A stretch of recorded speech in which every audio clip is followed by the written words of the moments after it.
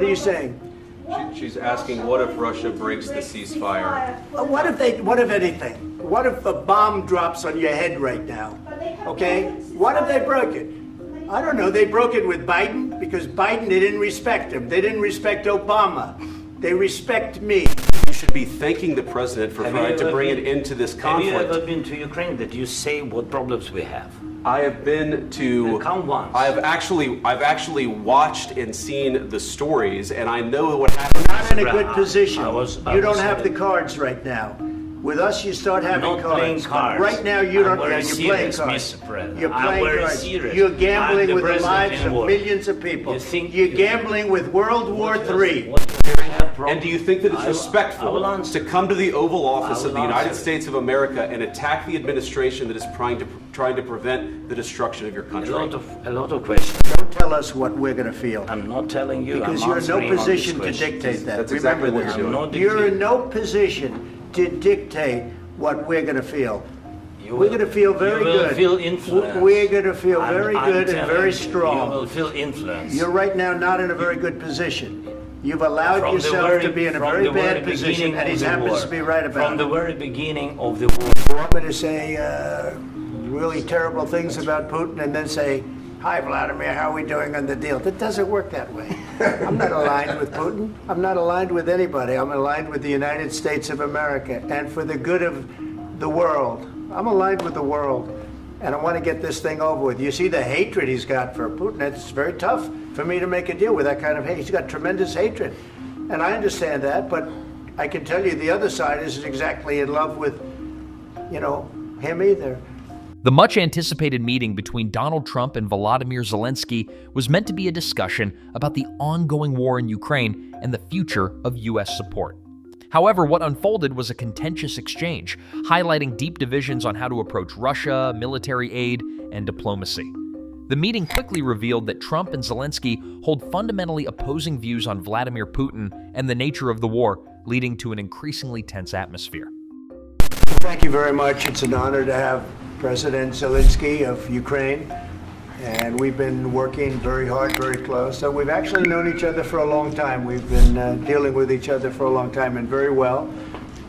We had a little negotiation spat, but that worked out great. I think for both countries, I think for the world, actually, beyond both countries. And we have something that is a very fair deal, and we look forward to getting in and digging and working and getting some of the rare earth. But it means we're going to be inside, and it's a big commitment from the United States, and we appreciate working with you very much. And we will continue to do that. We have had some very good discussions with Russia. I spoke with President Putin, and we're going to try and bring this to a close. It's something that you want and that he wants. We'll have to negotiate a deal. But we've started the confines of a deal, and I think something can happen. From the outset, it was clear that Trump and Zelenskyy were not on the same page. Trump, who has long claimed he could negotiate a swift end to the war, immediately struck a critical tone towards Zelenskyy's approach. In front of you, you've heard me say it 1,000 times. If I were president, this war would have never happened. We would have had a deal negotiated for you without having to go through what you've gone through. It's been very hard fighting, very tough fighting. They have great fighters, and you have to be very proud of them from that standpoint. But now we want to get it over with. It's enough, right? If we want to get it over with. So Trump told reporters, implying that Zelenskyy's stance was an obstacle to peace. Zelenskyy countered this view, emphasizing the existential nature of Ukraine's fight. And of course, I want to discuss with you what the United States will be ready to do. And I really count on your strong position to stop Putin. And you said that enough with the war. I think that is very important, Ben, to say these words to Putin at the very beginning of war, because he is a killer and terrorist. But I hope that together we can stop him. But for us, it's very important to, to save our country, our values, our freedom, democracy, and of course, no compromises with the killer about our territories. But Trump's assertion that the war could be ended quickly reflects his belief in making deals, but it oversimplifies a complex conflict driven by deep historical tensions and territorial disputes. Zelensky's rebuttal underscores why Ukraine cannot afford to simply negotiate without securing its sovereignty. The meeting's opening moments set the stage for further disagreement. The initial exchanges revealed Trump's transactional approach to diplomacy, contrasting sharply with Zelensky's insistence that Ukraine is fighting an existential war. The fundamental disconnect between them would only deepen as the discussion progressed. You want me to say really terrible things about Putin and then say, "Hi, Vladimir, how are we doing on the deal?" That doesn't work that way. One of the most striking moments came when Trump expressed his view that Zelensky's disdain for Vladimir Putin was an obstacle to peace. I'm aligned with the world, and I want to get this thing over with. You see the hatred he's got for Putin. It's very tough for me to make a deal with that kind of hate. He's got tremendous hatred, and I understand that, but I can tell you the other side isn't exactly in love with, him either. Trump said to the reporters, gesturing to Zelensky. Zelensky didn't back down, responding, Putin will never stop and will go further and further. He doesn't want. He hates us. It's not about me. He hates Ukrainians. He thinks that we are not a nation. He thinks, and he shared these thoughts. I think maybe with your team also. I don't know, but with all the Europeans, in media, official and not, he always said that there is no such country, such nation, such language, and such life like Ukrainian. No, he really doesn't respect all the Ukrainians, and he wants to destroy us. Trump's remark suggests that he sees the situation as a matter of personal animosity rather than a geopolitical struggle. Zelensky's response makes it clear that Ukraine's resistance is not based on hatred, but on the reality of Russian aggression and war crimes. This segment of the meeting exposed a deeper ideological divide: Trump's emphasis on deal-making versus Zelensky's need for accountability and justice. It also reinforced concerns about Trump's perceived leniency towards Putin, something that has long been a point of contention in U.S. politics. Bringing people into your military? We have problems. And do you think that it's I will respectful answer. to come to the Oval Office I of will the United answer. States of America and attack the administration that is trying to prevent the destruction of your country? A lot of questions. As tensions escalated, Trump accused Zelensky of failing to show gratitude for U.S. support. Don't tell us what we're going to feel, I'm not telling you. because I'm you're in no answering on this position to question. dictate that. That's Remember exactly what this. you're doing. I'm not You're in dictating. no position to dictate what we're going to feel. You We're will- going to feel very you will good. Feel influenced. We're going to feel very I'm good and telling very you, strong. You will feel influenced. You're right now not in a very good position. You've allowed From the yourself very- to be in a from very the very bad position, beginning and he of the happens war. to be right about From the it. very beginning of the war. You're not Mr. in a good Brown, position. I was You don't have the at- cards right now. With us, you start having I'm not playing cards. cards. Right now, you I'm don't. very You're playing serious, cards. Mr. President. You're I'm playing very cards. serious. You're I'm gambling the with the president lives in of war. millions of people. You think- You're you- gambling with World War What are you- III. what are you You're speaking about? gambling with What are you World speaking War about? III.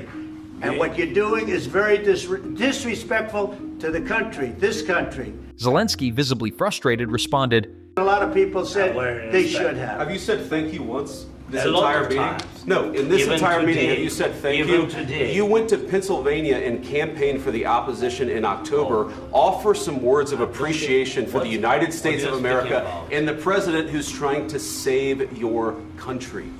Trump's framing of the issue implies that aid to Ukraine is conditional on constant public appreciation, a view that contrasts sharply with Zelensky's perspective that Ukraine's survival should be a strategic priority, not a favor to be repaid. Please, you think that if you will speak very loudly about the war, you He's can... not speaking loudly. He's not He- speaking loudly. Your country's Can I- in big can I- trouble. can I Wait a answer? minute. No, Can you've I done a lot of answer? talking. Your country is in big trouble. I know. You're not I winning. know. You're not winning this. You have a damn good chance of we are coming out staying- okay because of Mr. us. President, we are staying in our country, staying strong from the very beginning of the war. We've been alone, and we are thankful. I said thanks You haven't in been this alone. cabinet, You and haven't not been only alone. in this We cabinet. gave you, through I this said thank stupid you. president, $350 billion. In the press conference, Trump claimed that the United States has spent far more on Ukraine than Europe, suggesting an imbalance in contributions. But do the numbers add up? Let's break it down. According to official reports from the Kiel Institute for the World Economy, which tracks aid to Ukraine, the U.S. has provided roughly $113 billion in total assistance as of early 2025, including military, financial, and humanitarian aid. This is a substantial amount, but significantly less than Trump's claimed $300 billion. Meanwhile, European nations and institutions combined have committed over $144 billion, surpassing U.S. contributions. The European Union alone has pledged more than $85 billion, while individual countries, including Germany, the UK, and France, have added billions more. This war would have been over in 2 weeks. In 3 days, I heard it from Putin. In 3 days. This is something Maybe new. less. In 2 weeks, of course, yes. It's going to be a very hard thing to do business like this. I tell you. Just say thank you. I said a lot of times thank you to American people. Accept that there are disagreements, and let's go litigate those disagreements rather than trying to fight it out in the American media when you're wrong. We know that you're wrong. But you see, I think it's good for the American people to see what's going on. I understand, sir. I think it's very important. That's why I kept this going so long. You have to be thankful. You don't have the cards. You're buried there. Your people are dying. You're running low on soldiers. Listen, you're running low on soldiers. It would be a damn good thing. And then you tell us, I don't want a ceasefire. I don't want a ceasefire. I want to go and I want this. Look. If you could get a ceasefire right now, I tell you, you take it so the bullets stop flying and your men stop getting killed. Of course, we want to stop the war. But you're saying you don't want a ceasefire. But I said to you, I want a ceasefire. With guarantees. Because you'll get a ceasefire faster than an agreement. Ask our people about ceasefire, what they think. That wasn't with me. For you what, that wasn't with me. That was with a guy named Biden who was not a smart person. That was with Obama. It was your president. Excuse me. That was with Obama, who gave you sheets, and I gave you javelins. Yes. I gave you the javelins to take out all those tanks. Obama gave you sheets. In fact, the statement is Obama gave sheets and Trump gave javelins. You got to be more thankful, because let me tell you, you don't have the cards. With us, you have the cards. But without us, you don't have any cards. This exchange highlighted Trump's transactional view of foreign aid and Zelensky's struggle to assert that Ukraine's fight is about more than just gratitude. It's about long-term security. The friction underscored broader questions about how a potential second Trump presidency might approach U.S. commitments to allies. What are you saying? She's asking, what if Russia breaks the ceasefire? What if anything? What if a bomb drops on your head right now? Okay? What if they broke it? I don't know. They broke it with Biden because Biden, they didn't respect him. They didn't respect Obama. They respect me. Let me tell you, Putin went through a hell of a lot with me. He went through a phony witch hunt where they used him and Russia. Russia. You ever hear of that deal? That was a phony Hunter Biden, Joe Biden scam. Hillary Clinton, Shifty Adam Schiff. It was a Democrat scam. And he had to go through that. And he did go through it. We didn't end up in a war. The meeting ended without a clear resolution, leaving the future of U.S.-Ukraine relations uncertain. Trump, when asked about continued military aid, gave a vague response. Trump's non-committal stance suggests that U.S. support under his leadership would be unpredictable at best. Zelensky's warning underscores the stakes, not just for Ukraine, but for the broader international order. The meeting ultimately did little to reassure Ukraine or its allies. Trump's ambiguous stance on aid, his focus on personal diplomacy with Putin, and his transactional approach to foreign relations left many wondering whether Ukraine could count on continued American backing. Meanwhile, Zelensky's firm stance demonstrated his commitment to defending Ukraine, regardless of political shifts in Washington. You're a tough guy without the United States, and your people are very brave. But you're either going to make a deal or we're out. And if we're out, you'll fight it out. I don't think it's going to be pretty, but you'll fight it out. But you don't have the cards. But once we sign that deal, you're in a much better position. But you're not acting at all thankful. And that's not a nice thing. I'll be honest, that's not a nice thing.